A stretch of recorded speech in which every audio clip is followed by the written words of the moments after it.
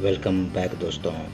आज मैं आप लोगों के लिए 2022 की तमिल मूवी सरदार लेके आया हूँ। तो बिना टाइम वेस्ट किए मूवी स्टार्ट करते हैं।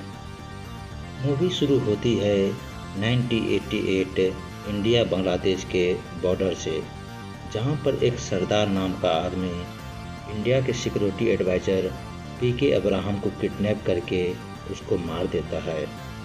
वहीं पर बांग्लादेश पुलिस आता है और ये सीन यहीं पे कट हो जाता है।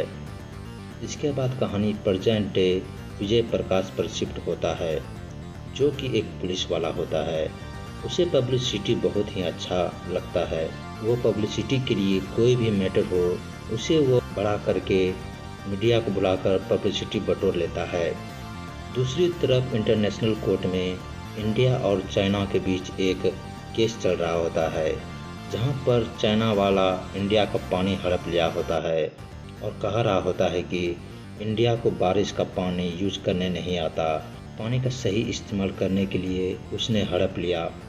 पर इंडिया के तरफ से दलील देने के लिए महाराज नाम का एक आदमी आया होता है और वो कहता है कि ये सभी तो पुरानी बातें हैं, पर उसके कंपनी ने एक प्रोजेक्ट शुरू किया है जिसका नाम वन इंडिया वन पाइपलाइन है, जिसमें कि इंडिया के सभी डैम नदी एक पाइपलाइन से कनेक्ट होगी और वो पाइप इंडिया के सभी शहर को कनेक्ट करेगी।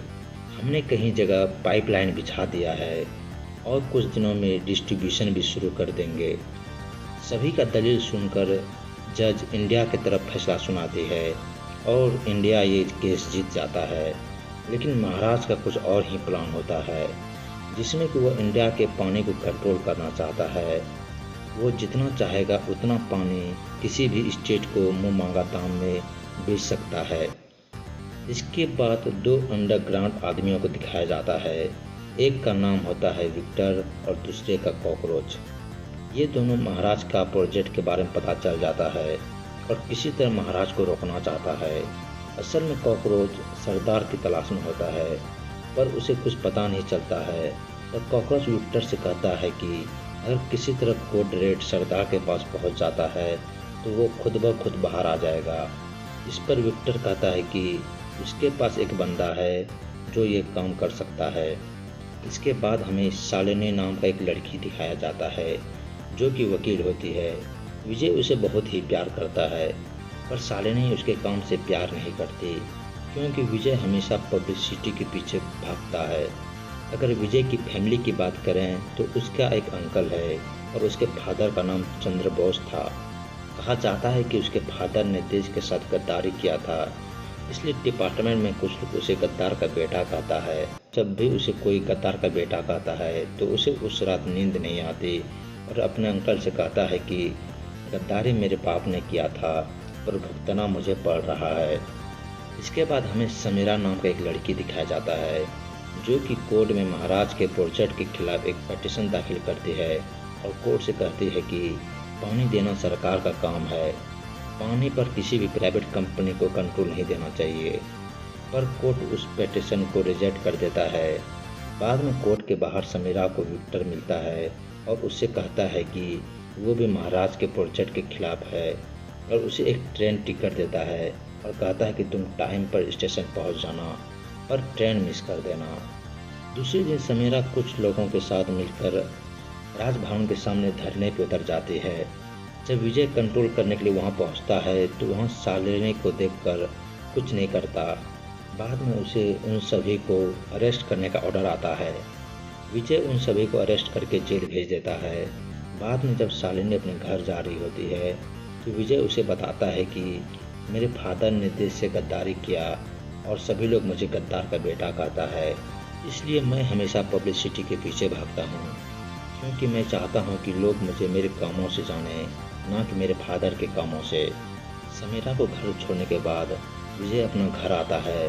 वहाँ एक पुलिस वाला आया होता है और वो उसे बताता है कि सुबह में राजभवन के पास जो धरने हो रहे थे, उस समय किसी ने राजभवन से इंडिया के एक जासूसों का एक फाइल किसी ने चोरी कर लिया है। ये बहुत ही बड़ा क्राइम है। जो लोग धरने में आए थे उन सभी का अभी इंट्रोगेशन चल रहा है, इसलिए उन सभी का मुझे फाइल चाहिए। ये सुनकर विजय वो खुद ये केस इन्वेस्टिगेशन करने लगता है, क्योंकि वो सोचता है कि ये केस से उसे बहुत ही पब्लिसिटी मिलेगा। ये सोचकर वहाँ के फुटेज को चेक करने लगता है, जहाँ उसे पता चलता है कि धरने के दौरान कुछ समय के लिए समीरा गायब थी। यह जानकर समीरा का घर जाता है, बस वहाँ पर उसे समीरा नहीं मिलती। वहाँ उसे समीरा का बेटा टमी मिलता है। विजय टमी को लेकर समीरा को ढूंढने लगता है। सर्चिंग के दौरान वो एक डॉक्टर के पास पहुँचता है और वो समीरा के बारे में पूछता है।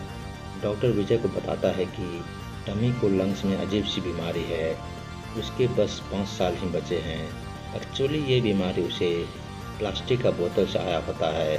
असल में पानी को बोतल में ज़्यादा दिन स्टोर करने के कारण पानी में BPA नाम का एक केमिकल फॉर्म होता है। उसी कारण ये बीमारी सभी में फैला होता है और इस बीमारी का कोई इलाज भी नहीं है। ये जानकर समीरा ने उन वाटर कंपनियों के खिलाफ लड़ने लगती है, तो कोई भी उसका हेल्प नहीं करता। ये जानकर विजय शॉक हो जाता है और समीरा को बेगुनाह मानने लगता है। नेक्स्ट डे विजय को पता चलता है कि किसी समुद्र के किनारे समीरा का लाश मिला है। इसके बाद पुलिस वाला न्यूज़ फैला देता है कि समीरा एक देशद्रोही है, जिसने कि पैसों के लिए देश का इम्पोर्टेंट फाइल दुश्मन को बेच दिया। ये न्यूज़ सुनकर मीडिया वाले टमी का भी फोटो लेने लगता है। ये देखकर विजय टमी को बचाने लगता है, क्योंकि टमी को देखकर उसे अपना बचपन याद आने लगता है कि उसके भी बचपन में ऐसा एक्सीडेंट हुआ था। इसके बाद टमी विजय को एक रेड लेटर दिखाता है और कहता है कि ये लेटर उसकी माँ ने दिया था और कहा था कि ये लेटर संता क्लॉज को पोस्ट कर देना। विजय उसकी बात मानकर वह लेटर पोस्ट कर देता है। उसी समय वहाँ पर कुछ पुलिस वाला आता है और टमी को इंट्रोगेशन के लिए ले जाता है और यह एक इंटरनेशनल न्यूज़ बन जाता है कि विजय ने ये केस सॉल्व कर लिया। पर विजय खुश नहीं होता, क्योंकि वो मान रहा होता है कि समीरा बेगुनाह है और इस बात को सच्चाई जानने के लिए वो और उसके अंकल इन्वेस्टिगेशन करने लगता है और समीरा का डेथ रिपोर्ट पढ़ता है, जहां उसे पता चलता है कि समीरा के लंग्स में बहुत सारा प्योर पानी मिला है, लेकिन उसका मौत तो समुद्र में हुआ था, जिसका मतलब ये हुआ कि उसको किसी ने वाटर टैंक में डुबा कर मार दिया होगा। और ये दोनों इंट्रोगेशन करने लगता है। फाइनली उसे वो फैक्ट्री मिल जाता है जहाँ पर समीरा को मारा गया था और उन लोगों से पूछताछ करने पर पता चलता है कि एक रात कुछ लोग समीरा को किडनैप करके यहाँ लाया था और उससे किसी सरदार नाम का आदमी के बारे में पूछ रहा था। इसके बाद विजय समीरा का लैपटॉप हासिल कर लेता है, जिस पर समीरा का कुछ वीडियो क्लिप होता है, जिनमें कि वो बता रही होती है कि कैसे महाराष्ट्र इंडिया का पानी को कंट्रोल करके बिजनेस करेगा, जिसके कारण इंडिया का आदमी पानी के लिए तरसेगा, क्योंकि ऐसा पहले भी कुछ देशों के साथ हो चुका है। इसके बाद शालिनी विजय को कॉल करके समीरा को घर आने के लिए कहती है। वहाँ पर उन दोनों को बहुत सारा ट्रेन का टिकट मिलता है, पर शालिनी बताती है कि समीरा ने कभी भी ये सभी टिकट का यूज ही नहीं किया था। यानी कि समीरा रेलवे स्टेशन किसी से मिलने के लिए जाती थी और वही आदमी समीरा का हेल्प कर रहा था और उसने किसी के लिए अपना लाइफ सेक्रीफाई कर दिया। इस पर विजय कहता है कि वो सरदार है जिसके लिए समीरा ने अपना लाइफ सेक्रीफाई कर दिया और आज का टिकट का डेट के अनुसार वह आदमी स्टेशन आएगा। इधर विक्टर और कॉकरोच बात कर रहा होता है कि समीरा के मरने के कारण हम लोगों का मिशन फेल हो गया है और रेड लेटर भी पता नहीं कहाँ है। इस पर कॉकरोच उसे बताता है कि अगर किसी तरह वो लेटर सरदार के पास पहुंच जाए तो हम लोगों का काम हो गया। लेकिन विक्टर कहता है कि सरदार है कहाँ। इस पर कॉकरोच उसे बताता है कि 32 साल से सरदार बांग्लादेश के जेल में हैं। इसके बाद हमें सरदार का सीन दिखाया जाता है। भाई साहब, जब मूवी में सरदार का सीन आता है तब लगता है कि हाँ, इस पर इसी तरह काम करता होगा। एक्चुअली सरदार जानबूझकर जेल में है और किसी मैसेज का इंतजार कर रहा है। इसके बाद विजय और शालिनी उस आदमी से मिलने के लिए स्टेशन जाता है जिसने समीरा को टिकट दिया था। वहाँ पर विजय कॉकरोच को देखता है। वह उसके पास जा रहा होता है, पर कोई कॉकरोच को पटरी पर ढकल देता है, लेकिन विजय कॉकरोच का बैग हासिल कर लेता है। दूसरी तरफ सरदार के लिए एक लेटर आया होता है। बांग्लादेश पुलिस उसे खोल कर देखती है, जिसमें कि लाफिंग बुद्धा का एक पिक्चर होता है। उसे देखकर पुलिस समझ जाती है कि ये कोई मामूली फ़ोटो नहीं। और इंडिया के एम्बेसी को यही बातें कॉल करके बताता है। बाद में यही बातें महाराज को पता चलता है। ये सुनकर महाराज शॉक हो जाता है कि सरदार अभी जिंदा है और बांग्लादेश पुलिस को उसे मारने का ऑर्डर देता है। बांग्लादेश पुलिस उसे मारने के लिए जेल से बाहर ला रहा होता है, लेकिन एक लड़की सरदार को वो लाफिंग बुद्धा का पिक्चर दिखा देता है। बाद में सरदार उन लोगों को मारकर भाग जाता है। इधर विजय कॉकरोच का रूम जाता है, पर वहाँ पर वो आदमी भी आ जाता है जिसने कॉकरोच को पटरी पर धक्का दिया था। उन दोनों के बीच एक फाइटिंग होती है और वो आदमी उस घर को ही आग लगा देता है। पर विजय किसी तरह एक फाइल हासिल कर लेता है और उसे पढ़ने लगता है, जहाँ उसे पता चलता है कि असल में सरदार उसका बाप है। इसके बाद सीन 1983 में शिफ्ट होता है, जहाँ पे आर्मी को पता चलता है कि एक नदी में पाकिस्तान वाले ने जहर मिला दिया है। यही बात कन्फर्म के लिए आर्मी वाले महाराज से हेल्प मांगता है। उस समय महाराज रॉ ऑफिसर का चीफ होता है, इसलिए वो सरदार से मदद मांगता है। अगर सरदार की बात करें, उसका असली नाम चंद्र बोस है। वो एक स्पाई है, लेकिन फैमिली वाले के सामने वो एक निकम्मा है और छोटा मोटा नाटक करता है। मतलब उसके बारे में किसी को मालूम नहीं है कि वो एक स्पाई है, लेकिन किसी तरह उसके कजिन सिस्टर को पता चल जाता है कि वो एक स्पाई है।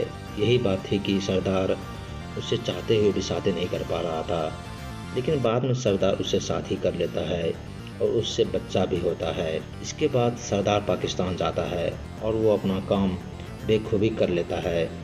और यही बातें वो विक्टर और महाराज को बताता है कि उसने वहाँ पर चाइना का एक फाइल भी देखा था। इसका मतलब चीन पाकिस्तान के साथ मिलकर इंडिया में पानी को लेकर कुछ करने वाली है। और वहाँ पर उसे लाफिंग बुद्धा एक नाम को भी देखा था। इसके बाद महाराज उसे लाफिंग बुद्धा को ढूंढने के लिए कहता है। इसके बाद सरदार हिमाचल प्रदेश चला जाता है। वहाँ वो कॉकरोच से मिलता है। कॉकरोच उसे बताता है कि वो कुछ दिन पहले चाइना से एक प्लान चुराया था, जो कि एक पाइपलाइन का था। जब उसने इंडिया के मैप पर उस प्लान को लगाया तो उसे पता चला कि चीन ये पाइपलाइन इंडिया में बिछाना चाहती है और इंडिया का पानी को कंट्रोल करना चाहती है। और इस प्रोजेक्ट का नाम है वन इंडिया वन पाइपलाइन। इसी तरह सरदार लाफिंग बुद्धा को ढूंढ रहा था, जो कि इंडिया में रहकर चीन को इन्फॉर्मेशन दे रहा था। उसी इन्वेस्टिगेशन में पता चलता है कि वो और कोई नहीं बल्कि इंडिया का सिक्योरिटी एडवाइज़र पीके अब्राहम है। वो कॉल करके महाराज को बताता है कि वो लाफिंग बुद्धा पीके अब्राहम है। वो इंडिया में चीन की मदद से करोड़ों का प्रोजेक्ट शुरू करेगा। करोड़ों की बात सुनकर महाराज को लालच आ जाता है और उसे पीके अब्राहम को मारने का ऑर्डर देता है और कहता है कि ये बात तुम्हारे और मेरे बीच ही रहना चाहिए। सरदार एक ज़बरदस्त सा प्लान बनाकर पीके अब्राहम को किडनैप करके मार देता है और जानबूझकर बांग्लादेश के पुलिस के हाथों पकड़ा जाता है। इधर महाराज मीडिया को बता देता है कि सरदार एक गद्दार है, उसी ने हमारे नेशनल सिक्योरिटी एडवाइज़र को मारा है। ये न्यूज़ सुनकर उसकी फैमिली सुसाइड कर लेती है, सिवाय विजय को छोड़कर। इधर महाराज अपने पोस्ट से रिजाइन देकर चीन से हाथ मिलाकर अपना एक नई कंपनी स्टार्ट करता है। प्रेजेंट डे पर विजय अपने फादर का हिस्ट्री जानकर ये सोच लेता है कि वो अपने पापा को बेकसूर साबित करेगा। इधर सरदार विक्टर का घर जाता है, वहाँ पर टमी भी होता है। वहाँ वो पुराना न्यूज़पेपर पढ़ता है, जहाँ उसे पता चलता है कि महाराज ने उसको धोखा दिया है और ये ठान लेता है कि वो अपने आप को बेकसूर साबित करेगा। इसके लिए वो महाराज का ऑफिस जाता है। वहाँ पर विजय भी होता है। महाराज वहाँ आकर वो दोनों को कैद कर देता है और उसे एक सीक्रेट बताता है कि उसकी फैमिली ने सुसाइड नहीं बल्कि महाराज और उसके आदमियों ने मारा था। ये जान के विजय रोने लगता है। बाद में किसी तरह सरदार वहाँ से निकल जाता है और एक ट्रक लेकर महाराज के पाइपलाइन की ओर जाता है। सभी सोच रहे थे कि उसमें प्लूटोनियम है, लेकिन असल में ट्रक में क्या है ये बस महाराज ही जानता है। एक्चुअली ट्रक में सोडियम होता है, जिसे सरदार महाराज के पाइपलाइन के वाटर के साथ रिएक्शन करवाकर पूरे पाइपलाइन को ब्लास्ट करवा देता है और महाराज भी उसी के साथ मर जाता है। बाद में वो अपने पापा के पास जाता है और कहता है कि वो उसे बेगुनाह साबित करेगा, पर सरदार कहता है कि मैं एक अनजान आदमी हूँ और वही मैं रहना चाहूँगा, क्योंकि लोगों को गवर्नमेंट पर भरोसा है अगर तुम इन लोगों की सच्चाई बता दोगे तो लोगों का गवर्नमेंट से भरोसा उठ जाएगा। मुझे गद्दार ही रहने दो, यह कहकर सरदार डैम में कूद जाता है। बाद में पोस्ट क्रेडिट सीन में दिखाया जाता है कि विजय ने अपने पोस्ट से रिजाइन दे दिया है और नेशनल सिक्योरिटी एडवाइज़र ने उसे एक स्पाई बना दिया है और ये मूवी यहीं पे ख़त्म हो जाती है। अगर आप लोगों को मूवी अच्छी लगी हो तो वीडियो को लाइक, कमेंट, शेयर और चैनल को सब्सक्राइब जरूर कीजिएगा। Thank you.